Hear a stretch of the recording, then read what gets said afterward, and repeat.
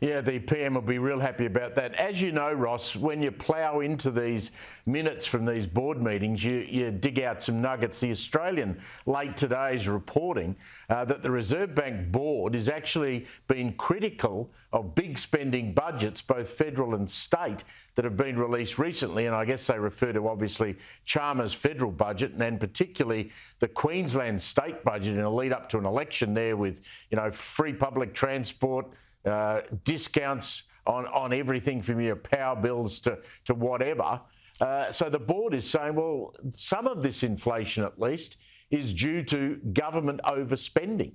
Well, effectively, and what you're seeing now, and I've got it in my hot little hand here, Moody's ratings. It does the ratings for Australia and also for the states after the New South Wales budget today is really saying right now that the balance of risks in New South Wales interest and financial strength is right now negative, and that's because of that big spending where within 4 years, effectively there's going to be another $50-60 billion worth of debt piled on top of what they've got to $240 billion.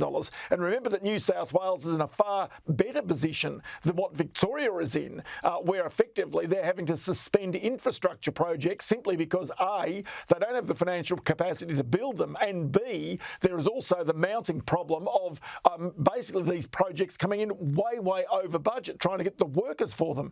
So in many ways you can see that Australia is almost grinding to a halt right now, and notwithstanding the fact that the economy is barely teetering above a recession right now, with the last quarter just 0.1% and this quarter probably negative, the reality is that you'd expect under normal circumstances the Reserve Bank would come to the rescue, start to cut interest rates and get some economic growth going. Well, it can't do that right now, and mainly because of this strange experiment that Australia's got to try and keep as many people in a job as they possibly can, and so therefore allowing inflation to remain above the target and also trying to keep interest rates higher for longer. That's an experiment. It hasn't worked anywhere else in the Western world before.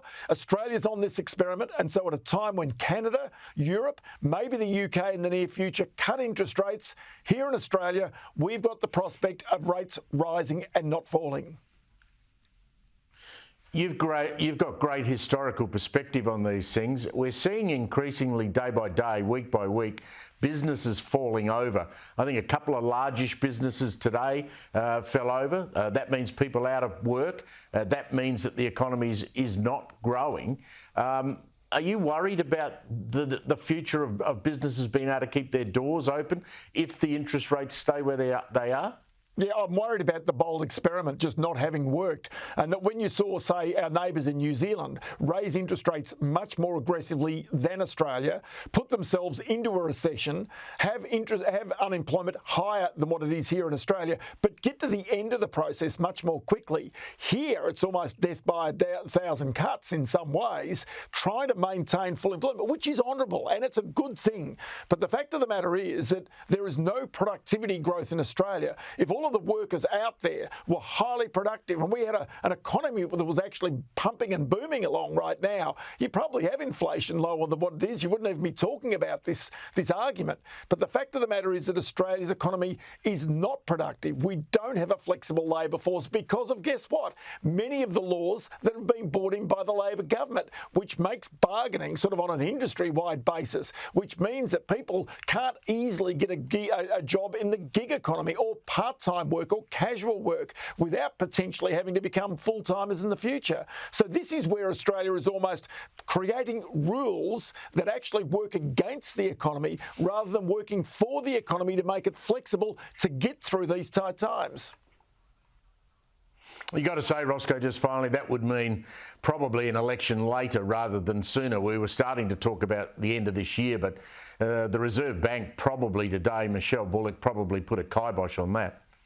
Oh, you'd have to think so. Now Anthony Albanese would be wanting to stay in power as long as he possibly can to try and see out this term because the prospect of having an economic situation by the end of this year that is really conducive for the Labor Party to win favour, especially at a time when it seems to be losing a bit of skin in the polls, becomes more difficult. And do bear in mind that by the end of this year, if you get a rate rise in August, I mean, there'll be many parts of our economy economy that will erupt. The small business sector, there's no doubt, will find it even tougher. You'll certainly find that many households will also find it tougher. And if jobs start to be lost, that's generally a very dangerous time historically for governments. And so really, as I say, when you see what corporate reputations can do so quickly, it can also happen to political reputations. And that's why right now the stewardship and the messaging, and even to a certain extent the cohesiveness of the Labor government is absolutely vital to its future survival,